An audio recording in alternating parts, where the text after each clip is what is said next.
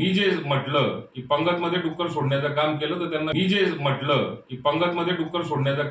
त्यांना जाणार किंवा नाही असा संभ्रम आम्हाला सगळ्यात मोठी अडचण तीच होती की खडसे साहेबांनी मध्यंतरी, आता ते कुठल्या पक्षात आहेत मला असं कळलं की ते दिल्लीला सुद्धा गेले.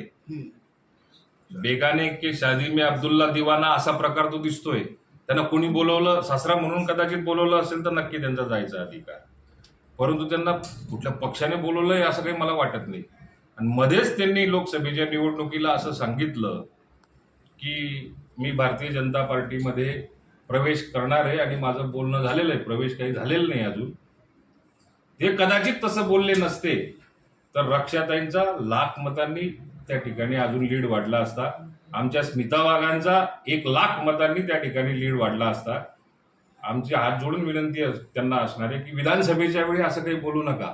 आम्हाला अंदाज आहे की जरी आज रक्षाताई या केंद्रीय स्तरावरती त्यांच्यापेक्षा चांगलं काम करून त्यांना मंत्रिमंडळामध्ये स्थान मिळालेलं आहे, तर येणाऱ्या विधानसभेमध्ये परत लेखी करता वेगळं स्टेटमेंट करायला तुम्ही सुरुवात कराल, तीच तुमची योग्य दिशा असेल. नाहीतर आमची अजून मतं कमी होतील. आता पण उत्तर महाराष्ट्रामध्ये खडसेंनी भाजपमध्ये जाण्याचा निर्णय घेतला, त्याच्यामुळे जास्त मतं मिळाले असं बोललं जात आहे. रक्षा खडसे त्याच्यामुळेच निवडून आला असं पण सांगितलं जात आहे. तुम्ही हे कॅल्क्युलेशन कसं करताय? मला माहिती ना कोणाची प्रतिमा काय आहे. मी 30 वर्षापासून या ठिकाणी बघतोय, त्याच्यामुळे कोणाची प्रतिमा काय आहे. एखादा व्यक्ती आपल्याकडे आल्यानंतर ते घर भरल्यासारखं वाटतं, पण एखादा नाठाड माणूस जर का आपल्या घरात आला तर ते घरातले लोक घर सोडून जायला बघायला लागतात.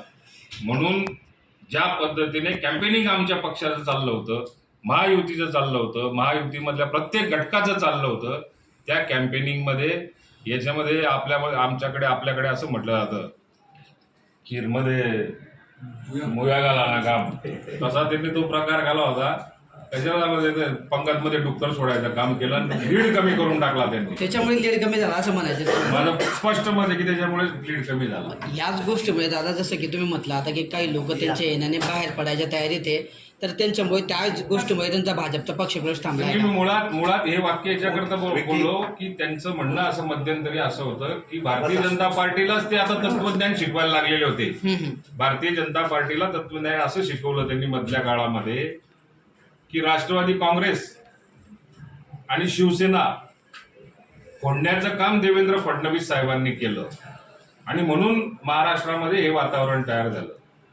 असं एक त्यांनी कल्पनाशक्ती मोठी लावलेली होती. आता सून कदाचित इकडे मंत्री झाली, त्याच्यामुळे कदाचित त्यांची भाषा बदलू शकते.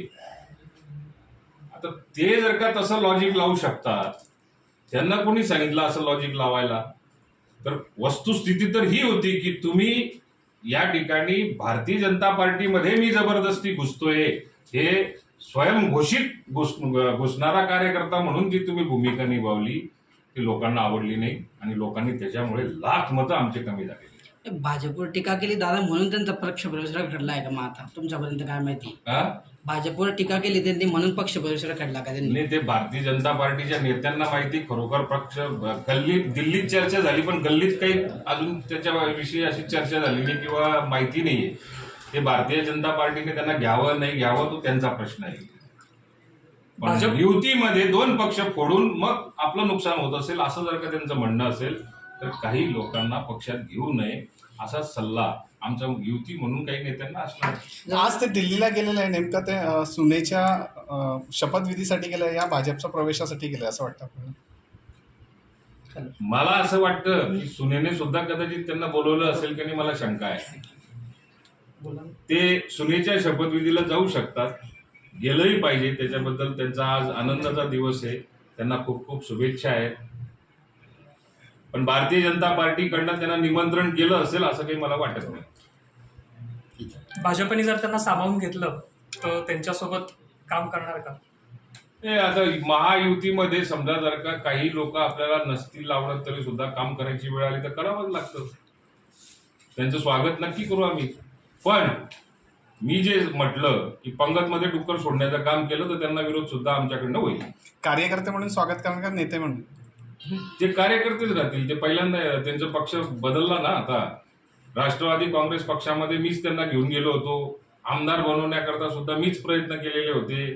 त्याच्यानंतर ते आमदारही झाले. आता राष्ट्रवादी काँग्रेस पक्षामध्ये आता पवार साहेबांबरोबर राहण्यासाठी भूमिका त्यांनीच निभवली.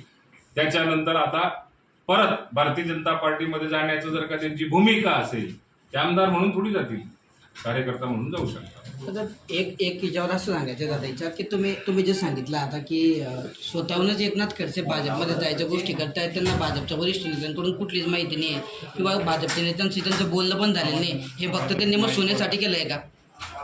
नाही, ते इलेक्शनच्या पिरियडमध्ये लोकसभेमध्ये त्यांनी का भूमिका मांडली, कारण ते पक्षनिष्ठेच्या गोष्टी खूप करतात आणि पक्षनिष्ठेच्या गोष्टी करत असताना एखाद्या पक्षामधनं आपली भूमिका या पक्षातून त्या पक्षामध्ये कुठलाही प्रवेश न होता सुद्धा जर का शिफ्ट झालेली असेल, ती भूमिका का मांडलेली होती ती त्यांना भगवंताला आणि त्यांना दोघांनाच माहिती असणार आहे.